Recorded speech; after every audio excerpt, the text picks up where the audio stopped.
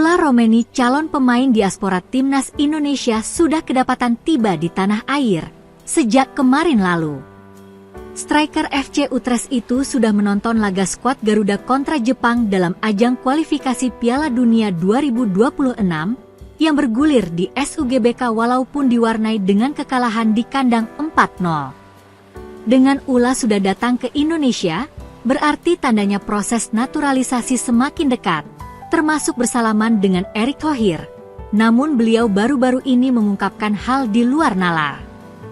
Biasanya, ciri-ciri pemain diaspora sah untuk dinaturalisasi adalah dengan momen jabat tangan. Namun, Ketum PSSI tidak ingin salaman dengan Ula. Katanya dia ingin mencoba gaya baru. Apa itu? Terpantau via akun Instagram pribadi Erick Thohir, beliau sudah bertemu dengan Ula Romeni dengan mengunggah foto sembari duduk bersama. Kendati demikian, bukannya unggahan foto bersalaman. Ed dan Ula malah berpose menunjuk ke arah kamera secara bersamaan. Dengan caption bernada, "Sekali-kali beda gaya." Dari situ berarti sudah jelas bahwa alasan mengapa Erick Thohir tidak mau bersalaman dengan Romeni, si calon pemain anyar Timnas Indonesia.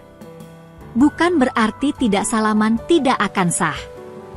Hanya saja Ketua Umum PSSI ini ingin mengganti gaya dari yang biasanya salaman dengan kesan formal menjadi kesan kasual dengan foto berbarengan. Sudah jelas, berarti naturalisasi Ula Romeni akan segera menjadi kenyataan, hingga akhirnya striker FC Utrecht ini resmi menjadi seorang WNI. Perlu diketahui, posisi Ula memang sangat dibutuhkan oleh Timnas Indonesia saat ini, sebab lini depan masih kekurangan striker yang tajam dan haus akan gol. Nah, Romeni bisa menjadi jawaban atas ketajaman yang hilang di lini depan Timnas. Sebab dia merupakan si nomor 9 alias striker murni yang sangat mumpuni. Kehadiran pemain 24 tahun ini tentu akan membawa lini depan skuad Garuda semakin berwarna untuk menghadapi sisa 5 laga ke depan di ajang kualifikasi Piala Dunia 2026. Dengan menyisakan 5 pertandingan termasuk melawan Arab Saudi beberapa hari lagi, kita perlu keyakinan yang sama untuk mewujudkan mimpi besar kita bersama, tulis Erick Thohir di Instagram miliknya. Harapan itu masih ada untuk kita yang mau berjuang sepenuh hati. Terima kasih Ula yang tetap percaya dengan cita-cita Indonesia tampil di Piala Dunia, imbuhnya.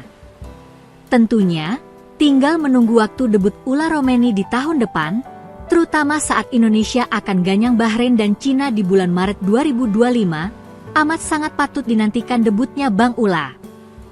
Prediksi line up Timnas Indonesia versus Timnas Australia setelah diperkuat Ula Romeni menarik untuk diulas. Apakah sang pemain akan menggusur posisi Rafael Struijk? Romeni dikonfirmasi akan menjalani proses naturalisasi menjadi WNI. Hal itu terlihat dari unggahan bersama Ketua Umum PSSI Erick Thohir yang kali ini sedikit berbeda. Ya, biasanya pemain keturunan yang hendak dinaturalisasi akan berpose salaman dengan sang Ketua Umum. Namun, kali ini Erick hanya mengunggah foto berdua saja dengan Romeni. Proses naturalisasi pun kini dimulai. Ada sejumlah tahapan yang harus dilalui pemain FC Utrecht itu, yakni dari persetujuan DPR, terbitnya keputusan Presiden, pengambilan sumpah WNI, dan perpindahan federasi. Andai selesai dalam waktu dekat, Romeni tampaknya tak akan tampil di Piala AFF 2024, ASEAN Championship Mitsubishi Electric Cup 2024. Sebab, ia diproyeksikan untuk kualifikasi Piala Dunia 2026 zona Asia. Itu artinya, Romeni paling cepat debut pada laga kontrak Timnas Australia, 20 Maret 2025 di negeri Kanguru. Prediksi line up-nya pun cukup menarik bila memakai susunan pemain di laga melawan Timnas Jepang. Melihat posisinya sebagai striker, lantas muncul pertanyaan apakah Romeni akan menggusur Struijk? Bisa jadi tidak. Sebab, ia dapat dimainkan sebagai sayap serang di kanan maupun kiri. Berikut prediksi line up Timnas Indonesia versus Australia. Timnas Indonesia 11. 3-4-3 Martin Paes, Maes Hilgers, Jai Itzes, Justin Hubner, Kevin Dix, Tom Haye, Ivar Jenner, Kelvin Verdong, Ragnar Oratmangoen, Ulla Romeni, Rafael Struijk. Pelatih, Shin Tae-yong. Keputusan Shin Tae-yong dalam memilih pemain untuk skuad Timnas Indonesia kembali menjadi sorotan. Salah satu yang menarik perhatian adalah absennya nama Eliano Reijnders, gelandang berbakat asal Belanda yang bermain di Eredivisie. Hal ini menimbulkan pertanyaan besar, terutama dari Justinus Laksana, atau yang lebih dikenal sebagai Coach Justin. Coach Justin merasa aneh dengan keputusan ini. Ia mempertanyakan bagaimana seorang pemain sekelas Eliano Reijnders yang berkompetisi di Liga Top Eropa tidak mendapatkan tempat di Timnas Indonesia. Kalau seandainya Eliano di bench aja nggak ada dan Jakob bermain, ya emang dicoret. Ia datang jauh-jauh dari Belanda untuk dicoret. Sorry to say, enggak make sense buat gue. Tapi, mau gimana lagi, ungkapnya. Menurut Justin, Reijnders memiliki pengalaman bermain di level yang lebih tinggi dibandingkan para pemain Liga 1. Oleh karena itu, sulit baginya memahami keputusan Shin Tae-yong yang lebih memilih pemain domestik.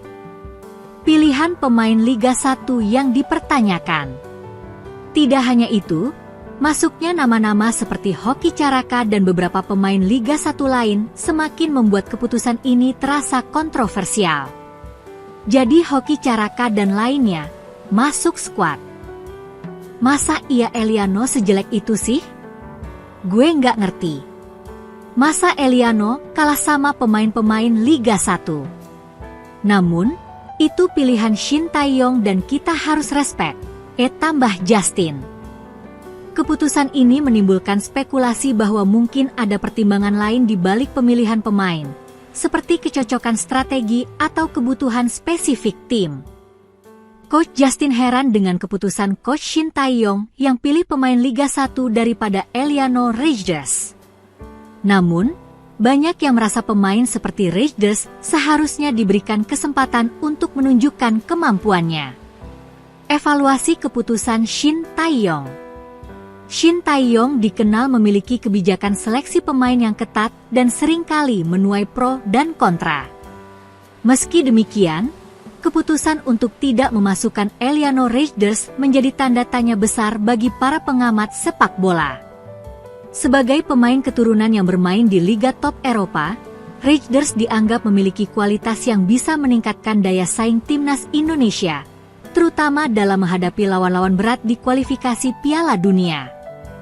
Coach Justin pun menekankan pentingnya evaluasi terhadap kebijakan pemilihan pemain agar Timnas Indonesia bisa tampil lebih baik di kancah internasional. Ia menyarankan agar pemain-pemain yang sudah terbukti memiliki pengalaman di kompetisi tingkat tinggi diberikan kesempatan lebih banyak.